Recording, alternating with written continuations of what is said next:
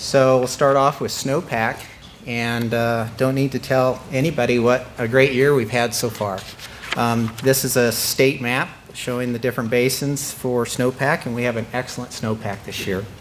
Accumulations in the South Platte Basin, we haven't seen this in quite a while, where the South Platte is probably the best basin as far as snowpack is concerned in the state. And that this chart here, this map here, shows that at 140% of median, roughly average, this year. So South Platte doing great.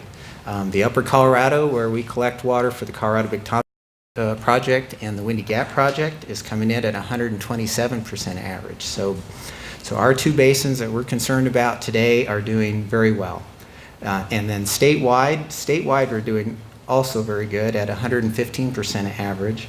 It's only that southwestern part of the state that they seem to have been in a longer, prolonged dry period than we have. They are showing below average snowpack. So let's move on. Dave Nettles had a similar chart on the South Platte. This one is one for the Upper Colorado, and I will figure out how to use this guy. Again, the solid dark line is where we are today. And as Dave mentioned, we're challenging this curve that's right up here, which was 2011. So we're on the Upper Colorado. It's quite not as the same as challenging that 2011 figure, but something very, very close. So on the Colorado River, we tend to reach our peak a little bit sooner than the South Platte. So we don't know if this is kind of the top of the curve or if we are going to continue this trajectory on up from here. So even at this point, we're doing very well, and it wouldn't hurt me at all if we stopped there and started melting some of this water. So I'm going to move on to, that all translates into stream flow, so I'm going to move on to that. But looking at the west slope, these are the most probable, this is the most probable forecast for the west slope basins. The green bars just represent the amount of acre feet we're anticipating to occur in that April through July window.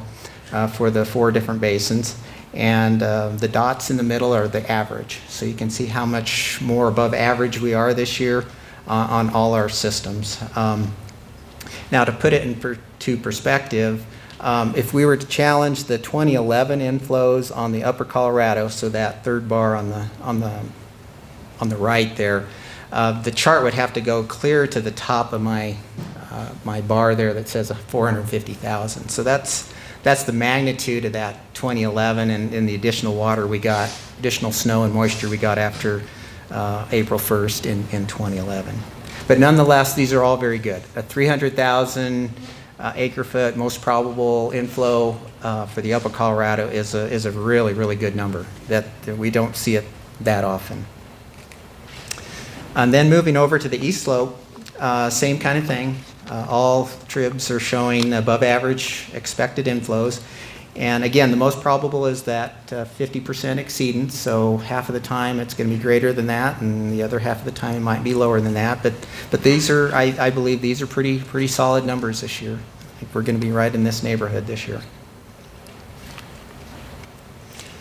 I'm going to move on to talk a little bit about our CVT project and status of the project and what we have available for you.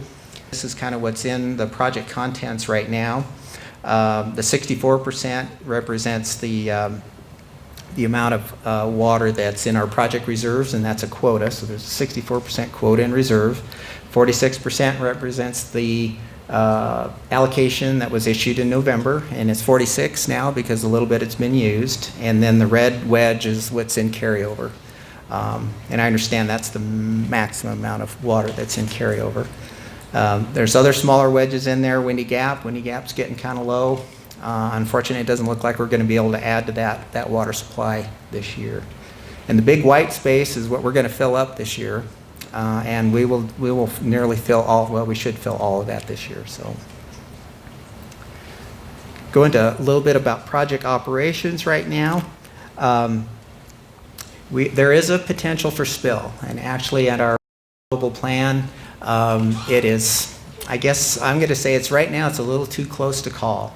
The modeling we've done shows the project filling to within you know, a foot, half a foot at Granby. So we're going to collect a lot of water this year.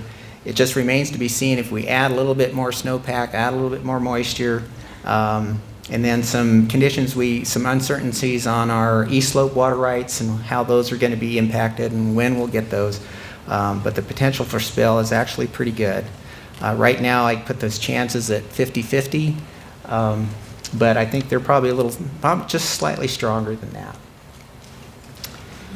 And then part of that then means right now we're not planning on pumping our Windy Gap water supplies at this moment. Just primarily because Windy Gap needs the CVT system as far as storage and carriage, and right now there's just, based on the forecast, there just isn't any room for that. Just a quick chart of Lake Granby in terms of its levels based on some modeling we do there in the office. You can see on the two plans, the most probable and the maximum plan, we do reach pretty much capacity at Granby. Even if things just went horribly bad for us in terms of snowpack and runoff and we end up in the minimum plan area, we're still going to have a very good runoff and still have Granby at a very good level. And this particular model, these particular modeling runs I did here were at a 60% quota projection for the modeling.